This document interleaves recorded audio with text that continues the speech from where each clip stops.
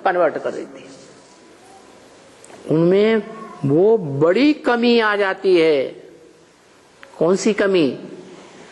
जो भारतवासियों की मुख्य कमी बताई है ब्रह्म वाक्य मुरली में। पता है कौन सी कमी बताई है? भूल गए? भारतवासियों ने सुनी सुनाई बातों पर दुर्गति पाई है।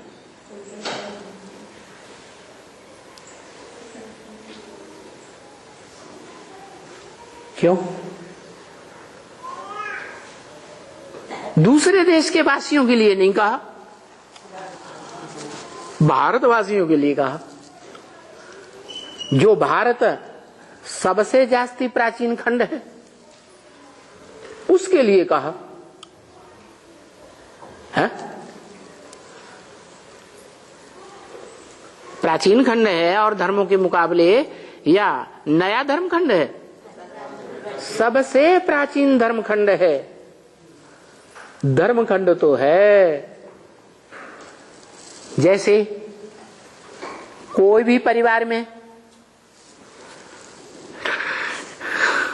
जो भी बच्चे पैदा होते हैं, चलो बड़े से बड़ा पहलौठी का बच्चा ही समझ लो,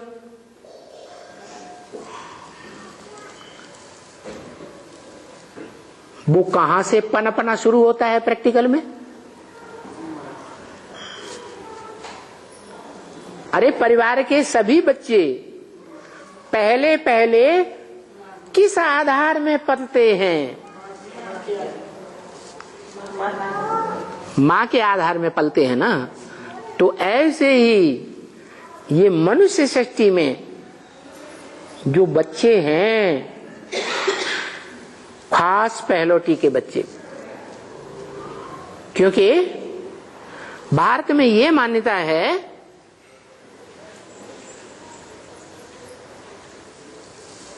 कि पुरुष की एक स्त्री चली जाती है तो कहते हैं पहली जूती गई, अब दूसरी शादी करते हैं, तीसरी करते हैं, चौथी करते हैं, 4-4, 5-5 शादियां कर लेते हैं। तो जो परिवार में बच्चे पैदा होंगे उनकी धरनी बदल गई कि नहीं है? बदल गई। तो ऐसे ये मनुष्य सृष्टि है। इस मनुष्य सृष्टि में 5 माताएं हुई हैं मूल रूप में और नंबरवार हुई है। इसलिए ब्रह्मा के 2 नाम प्रसिद्ध हैं, चतुरानन और पंचानन। 5 मुखों वाला ब्रह्मा और 4 मुखों वाला ब्रह्मा। तो उनमें कोई अव्वल नंबर ब्रह्मा हुआ होगा या नहीं होगा? है? तो जो अव्वल नंबर ब्रह्मा है वो कौन है? हाँ, अव्वल नंबर ब्रह्मा वो है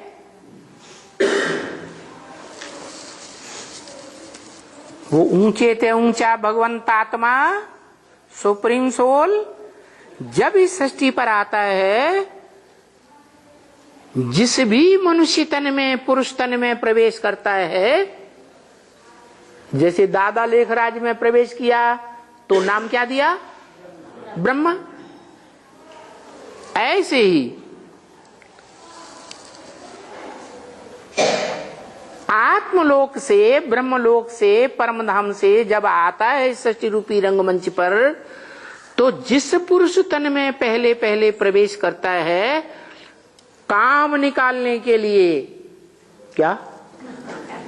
नई सृष्टि का जन्म देने के लिए, नई सृष्टि की पालना करने के लिए, पहला पहला काम है ना, नाम देता है।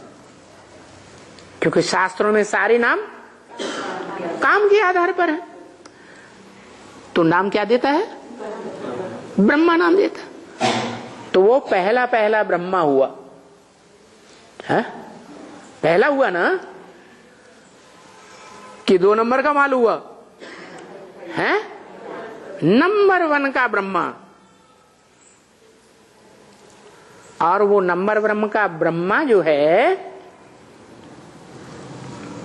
उसके लिए भी वही बात लागू होती, क्योंकि ब्रह्म वाक्य तो सभी के लिए लागू होंगे। ब्रह्म वाक्य मुरली में है कि मैं इस ब्रह्मा में प्रवेश करता हूं, ये तुम्हारी वास्तव में ब्रह्मा अम्मा है, परंतु तन पुरुष का है। इसलिए ओरिजिनल ब्रह्मा नहीं कहेंगे, क्या कहेंगे? है पुरुष का तन है ना, पुरुष तन है। दुर्योधन दुशासन है या नहीं?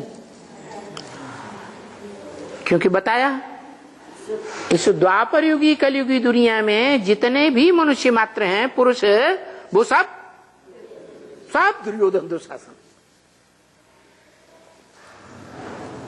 तो दादा लेखराज ब्रह्मा को भी क्या कहेंगे? दुर्योधन दुशासन। अब दुर्योधन दुशासन है, वो बच्चों की पालना कैसे करेगा? इसलिए निमित्त किसको बनाया है? बच्ची को निमित्त बनाया, ओम राधे को निमित्त बनाया।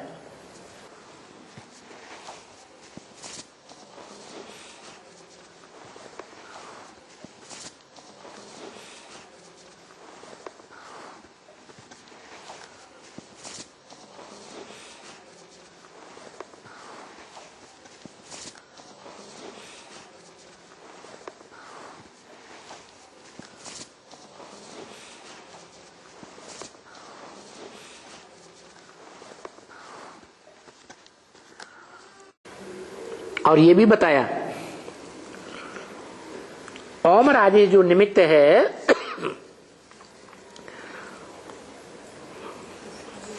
वो ही बच्ची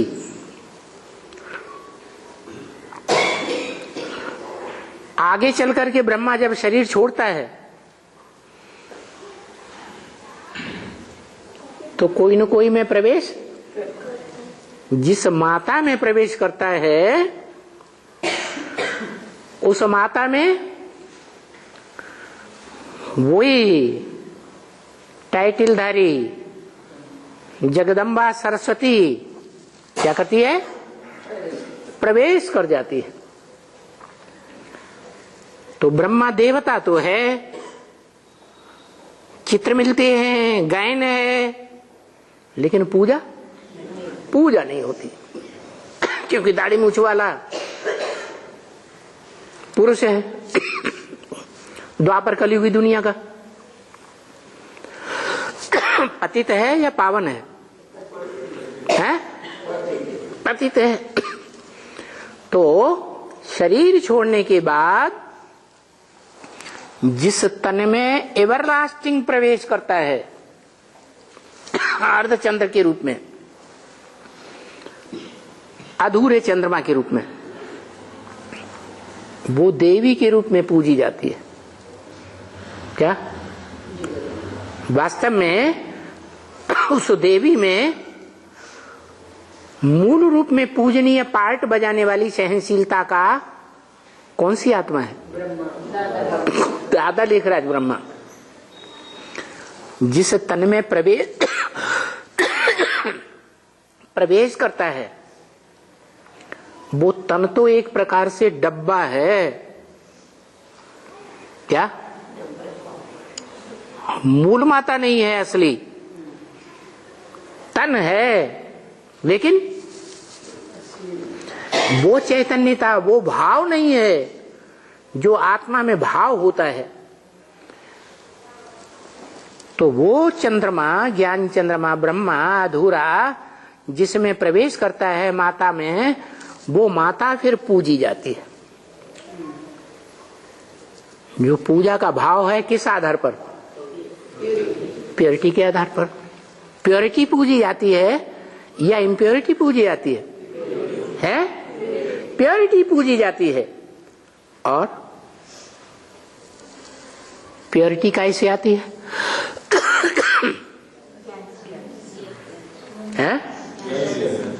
मूल रूप में ज्ञान है या नहीं है? जो प्योरिटी है वो सबसे बड़ी शक्ति है दुनिया की। प्योरिटी के आधार पर ही यूनिटी बनती है। क्या? प्योरिटी के आधार पर ही स्थापना होती है, नहीं तो स्थापना नहीं हो सकती। तो महाकाली में भी प्रवेश करता है वो ज्ञान चंद्रमा अधूरा, तो प्योरिटी के रूप में पार्ट बजाने वाली विशेष आत्मा है। वो स्थापना करके ही छोड़ेगी या विनाश का काम करके चली जाएगी? स्थापना करके छोड़ेगी। आत्मा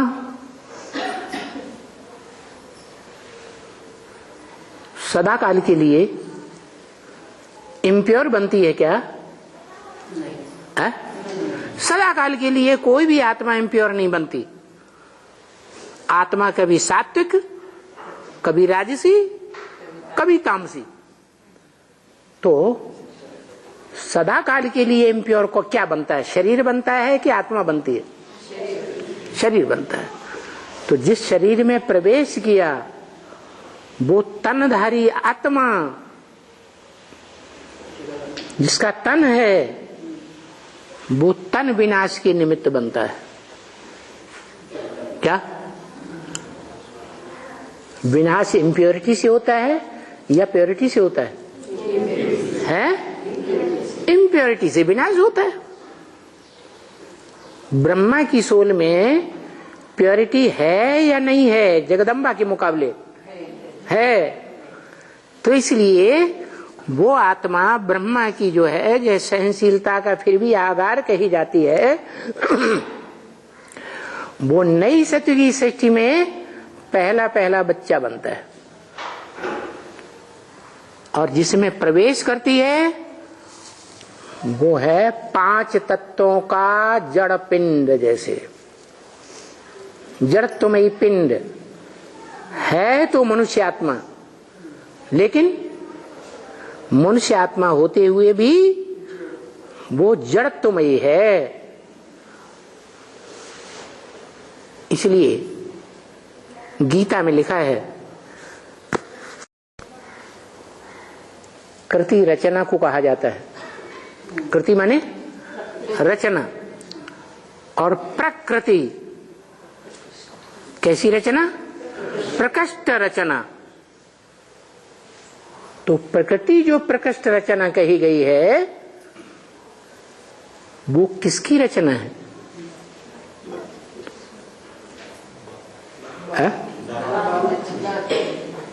कोई भी परिवार दुनिया में पहले तैयार होता है तो उस परिवार में जो भी है भांति, बाप को छोड़कर, वो सब रचना है ना। उनमें प्रकृष्ट रचना कौन? मां। ऐसे ही वो परमपिता जब इस सृष्टि पर आता है जिसका कोई पिता नहीं, जो सबका पिता है, तो वो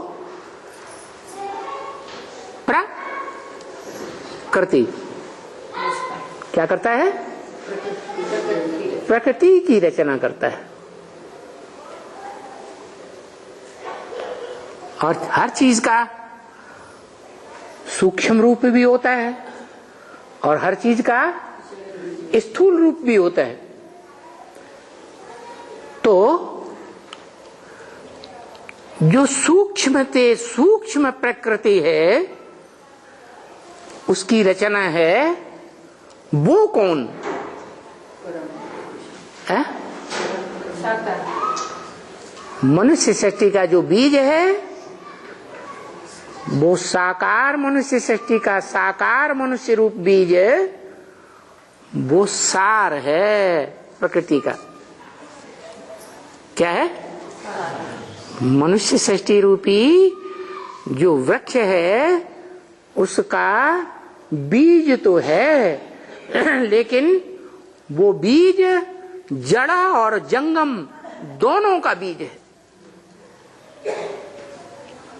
जैसे कोई बीज होते हैं 2 दल वाले होते हैं कि नहीं, ऐसे ही वो प्रवृत्ति मार्ग का ऐसा बीज है जिसकी प्रवृत्ति कभी नष्ट नहीं होती। क्या? वो सदा प्रवृत्ति में रहने वाला है, मनुष्य सृष्टि का बीज, और वो सदा निवृत्ति में रहने वाला है। भारत में ये परंपरा चली आ रही है। क्या यादगार परंपरा चली आ रही है?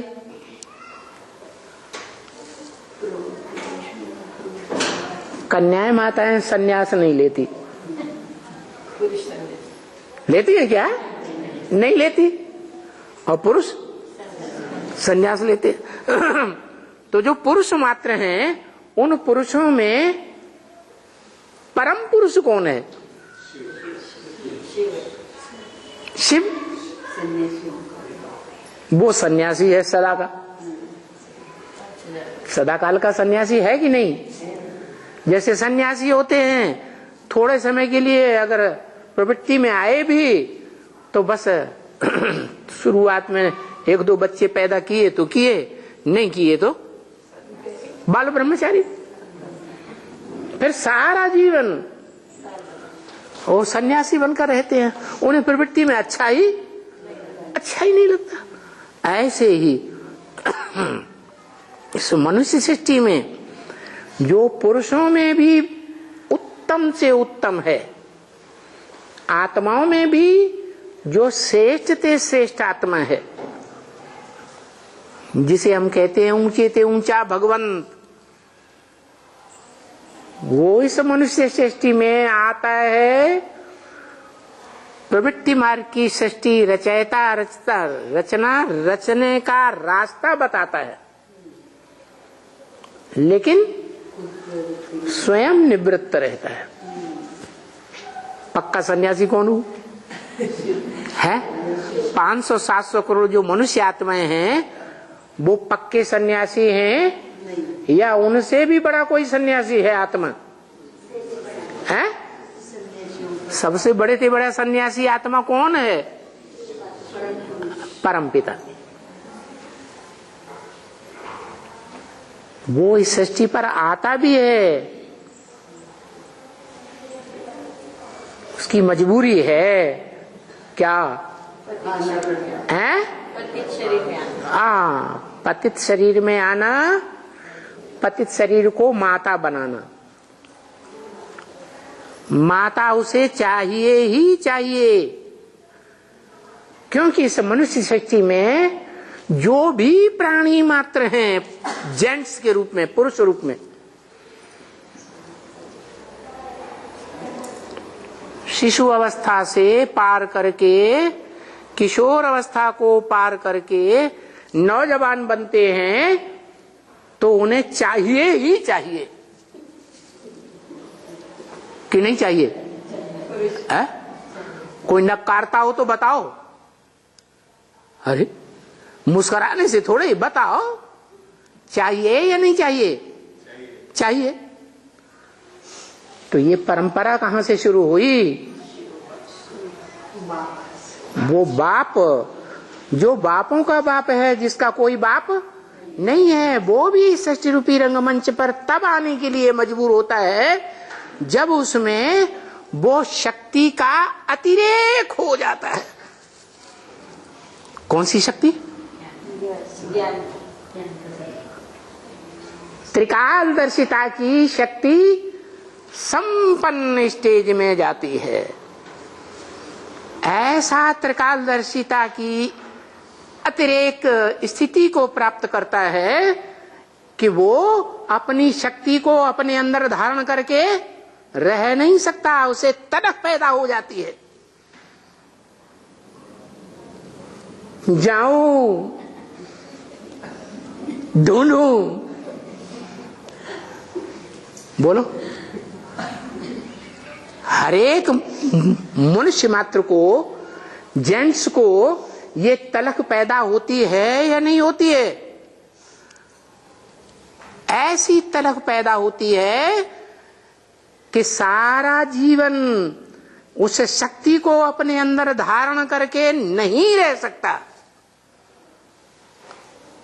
अकाले मृत्यु में बीच में शरीर छोड़ जाए वो बात दूसरी, लेकिन अगर पूरा जीवन जिएगा तो वो अपनी शक्ति को लगातार धारण नहीं कर सकता, मजबूर हो जाता है। तो वो भी मजबूर हो जाता है। जैसे मनुष्यों ने गीत बनाई दिए, क्या महबूबा की तरफ से गीत बनाया है, माशूका की ओर से, हो के मजबूर मुझे उसने बुलाया होगा, ऐसे गीत गाते हैं ना। अरे क्या मजबूरी है उसकी? ये पुरुष मात्र की मजबूरी है। दुनिया में भी क्या कहते हैं, पुरुषों की कमजोरी क्या है? स्त्री कमजोरी है, ये मजबूरी है। तो वो आता है और आते ही तो त्रिकालदर्शी है, वो जानता है कि मनुष्य सृष्टि रूपी रंगमंच पर मैं आत्मा श्रेष्ठ ते श्रेष्ठ शासक हूं, ईश्वत्व की शक्ति है शासन करने की। तो ऐसे श्रेष्ठ ते श्रेष्ठ शासक को साथी कैसा चाहिए? श्रेष्ठ ते श्रेष्ठ चाहिए। यही बात है धर्मपिताओं की। जो धर्मपिता जितना श्रेष्ठ धर्मपिता होगा, जितना पावरफुल धर्मपिता होगा, वो उतने ही श्रेष्ठ और पावरफुल देवात्मा में प्रवेश करेगा। साधारण देवात्मा में प्रवेश नहीं करेगा। तो वो तो ऊंचे ते ऊंचा भगवंत है। तो मनुष्य सृष्टि में वो जानता है कि कौन सा मनुष्य है जो श्रेष्ठ ते श्रेष्ठ शासक है, क्योंकि विश्व के ऊपर शासन करने वाला श्रेष्ठ माना जाता है। और दुनिया में ऐसे ढेर के ढेर महत्वाकांक्षी पुरुष हुए हैं जिन्होंने सारी दुनिया को अपने कंट्रोल में करने की हिम्मत दिखाई, श्रेष्ठ ते श्रेष्ठ बनने के लिए पुरुषार्थ किया।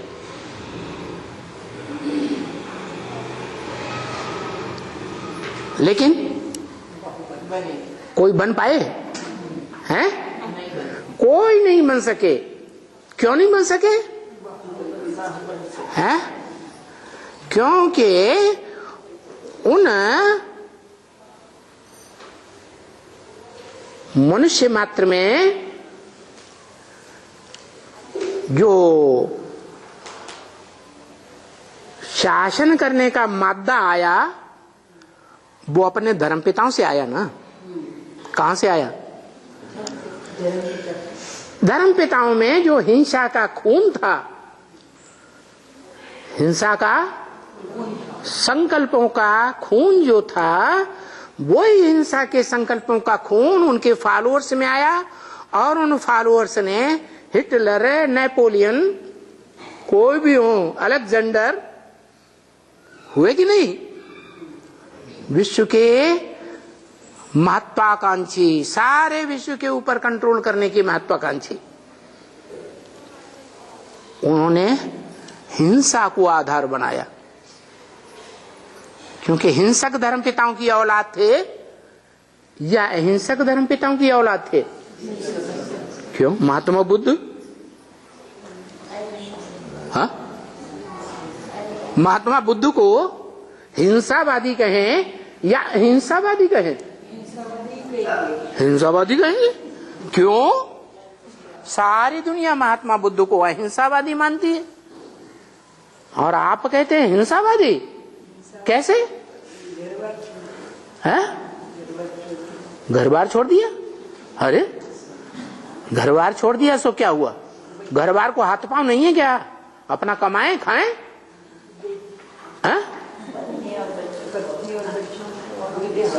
हाँ, असली बात ये है, ऊपर ऊपर से देखने में तो आता है कि जब विदेशी आक्रांताओं ने आक्रमण किया तो बौद्ध धर्मावलंबियों ने, महात्मा बुद्ध ने जो सिखाया था, हम हिंसा नहीं करेंगे, हम मारकाट नहीं बचाएंगे, तो हाथ उठा दिए। लेकिन बौद्ध धर्मावलंबी भी पहले पहले प्रवृत्ति मार्ग के थे, निवृत्ति मार्ग उनमें बाद में आया है। भारतीय धर्म है या विदेशी धर्म है? भारतीय धर्म है, भारत से पैदा हुए तो हाथ उठा दिए, युद्ध नहीं करेंगे विदेशी आक्रांताओं से। और विदेशी आक्रांताएं इतने से संतुष्ट हो जाते थे कि हाँ तुम युद्ध नहीं करोगे तो हम ये चले, संतुष्ट हो जाते थे? क्यों क्यों संतुष्ट नहीं हो जाते थे? हैं?